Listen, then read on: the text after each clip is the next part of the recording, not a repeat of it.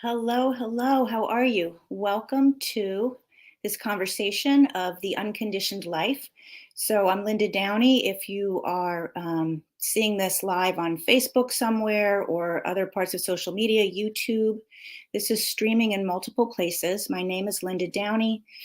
I am a functional health practitioner and a transformation coach, and I specifically right now work with women who are interested in overcoming stress, overwhelm, leaving the pain of their past so that they can create a really joyful and vibrant future. So that's what the work is that I do. And this episode of the podcast is part of all of that. And today's episode, we're going to talk about three things that block us from healing our trauma. So, first, let me just define trauma. And please, if you're listening in, if you leave a comment, please say hello. Tell me where you're listening from. If you watch the replay later, I would love to know that because I'll make sure to get back and check everywhere and say hello back. So, thank you. But before we dive into the topic on three things that will block someone from healing from their trauma, I want to really define what trauma is. So, trauma it's any experience that caused painful emotions, that it was a painful experience. It can be something that seems pretty minor, and it can also be something that is very, very major. Big deals happen in people's lives. So, anywhere along that, which really just means living, right? It really just means being a human being. We all have traumatic experiences. So sometimes those fall on the heavier end or the bigger end. But whatever it is, if we want to move past that, if there was wounding that happened and we want to move past that, there's some things that will block us from moving past that. And right now in this realm, I'm talking about spiritual things. These are spiritual things that will block us from moving past the consequences of that trauma, the wounding of that trauma, having that trauma, that experience, life experience, show up in our lives over and over and over again in the future. So these are the three things. The first thing, believe it or not, is forgiveness or holding unforgiveness.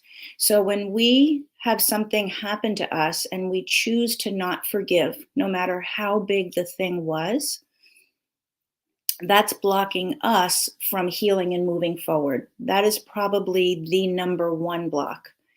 You cannot fully be present, joyful in your life if you are holding on to the injury of what happened to you. You just can't. I think that probably sounds like common sense. Maybe not, though. I know that some people, right now, I have a group of 10 or 12 women. We're doing a 12-week spiritual healing course. And I know that there are people in there that have some pretty significant things.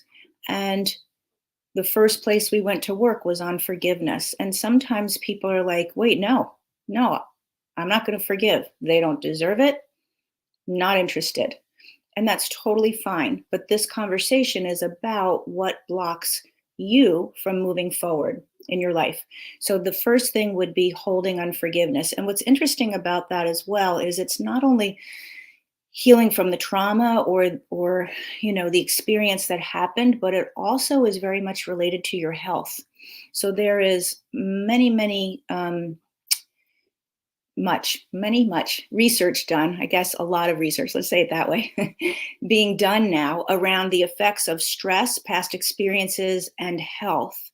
And what the research is finding more and more consistently is that significant health issues like cancer, like autoimmune conditions, have an anger component to them. So we look at what the body's doing, what the immune system's doing, but we're also looking at the other parts of the human being. And the common thread there is anger that was not addressed, anger that was not released, forgiveness that was not experienced, or holding on to unforgiveness. So that's the first block that's going to stop you from moving forward in healing those past life experiences that keep showing up when you don't have something else to think about, those stories that you go over and over in your head.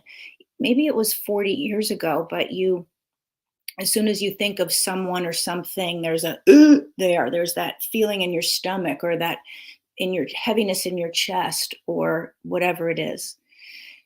The second thing after forgiveness is going to be unhealthy beliefs. So, unhealthy beliefs are things like life is happening to me. Life, I can't trust life. I'm not safe in my life. Beliefs like I'm not good enough. Those are unhealthy beliefs that some of them came from that past trauma. So we have the experience and we think, well, if I were good enough, that person wouldn't have done that to me.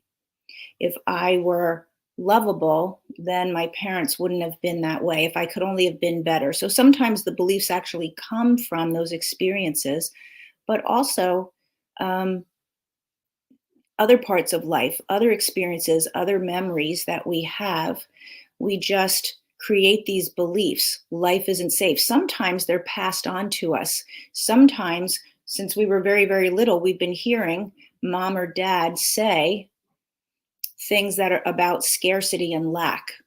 And then we have that belief like life is really hard. I don't have access to abundance. Life is hard. Things are scarce. That is a belief that's going to stop you from healing even the other experiences. They don't necessarily have to be related, but it will stop you because you're going to hold a belief that life is hard, that things are scarce, that this is not possible for me. And so it's going to feel natural to stay in the wounding. Even though you don't want to up here, it will feel natural to stay in the wounding. So, looking at what are my unhealthy beliefs? What are the things that I say to myself that are not true? And you may not know what's not true because you're saying it to yourself, right? So it may be sometimes something that we need to write out and really like get on paper or in a conversation with someone, or you may have thoughts right away that came up when I said that. I don't know how it is for you, but what are my unhealthy beliefs? I have to do it all. I have to do it all, kind of like I'm on my own in this life. I have to do it all is going to be something that drains you so that when you want to heal from trauma, and I'm going to give you an example in a few minutes after I go through these three different categories. But if you hold those beliefs, you're going to stop yourself because you don't expect that you actually can heal and feel better. Okay. Any questions on that? I can see that there are people watching. I don't really know what platform you're on, but if I see a question, I'm happy to answer it. Or a thought. Maybe you just have a thought about it, or you have an experience that you'd like to share. All of that would be great. Okay, the third category. So we did forgiveness, we did unhealthy beliefs. The third category that's going to stop you from healing is harmful actions. Now, what that means is actions that we do that we have taken on as a coping mechanism to deal with that trauma. So, hush, sorry, we've got dogs here. So, harmful actions might be numbing ourselves with alcohol. It might be numbing ourselves with food, comfort food. That's why it's called comfort food, because we get into our comfort place, but then we don't really have to feel or deal with, because people can be afraid to deal with the pain of it. But when we take on those actions, we numb ourselves and we block ourselves. And what's so interesting is feeling the pain of it is so much quicker than people think. Maybe not that quick, but it's quicker than people think. It really doesn't have to be this long, drawn out, painful thing. You need to feel the emotions, but then they're gone. So much shorter than dealing with an alcohol problem or trying to go on diets. You can't willpower your way out of these kinds of behaviors. Willpower will not work because you're using them as a coping mechanism. So it's one thing if, you know, you didn't really pay attention in life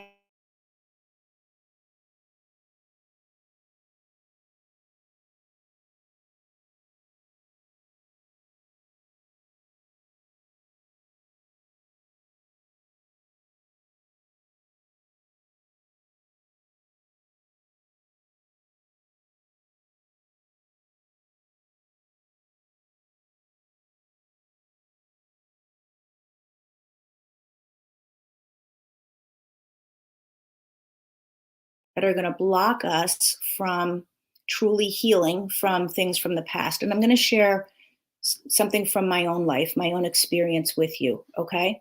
So if you've been in my life for any length of time, you probably know that my daughter passed away a few years ago.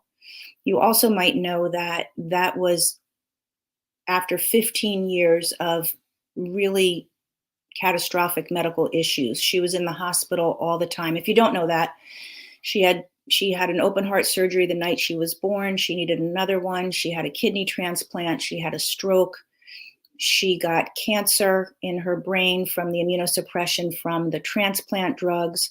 So 15 years of significant medical issues that kept us in the hospital most of those 15 years. So that's trauma.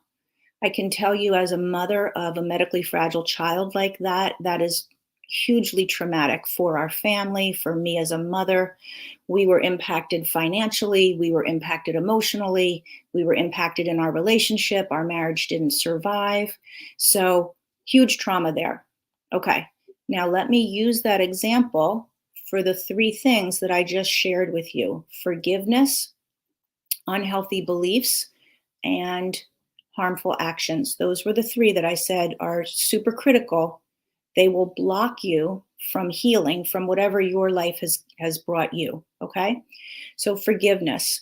If there's holding any unforgiveness at God for having a child that was born with such issues, if there's any unforgiveness towards myself, could I have done a better job? Did I make the right decisions? Unforgiveness towards my husband.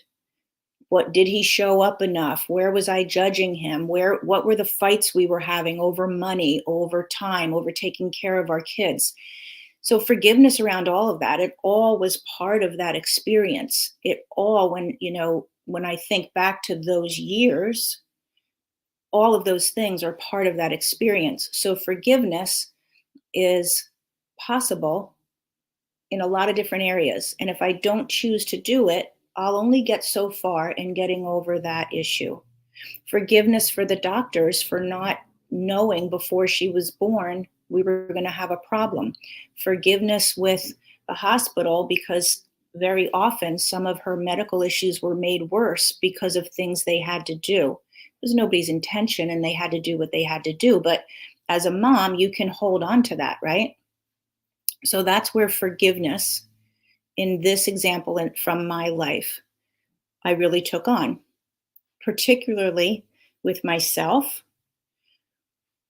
There were days when I felt too tired to keep going. There were days when I just really was frustrated and angry, not angry at anyone, but just anger.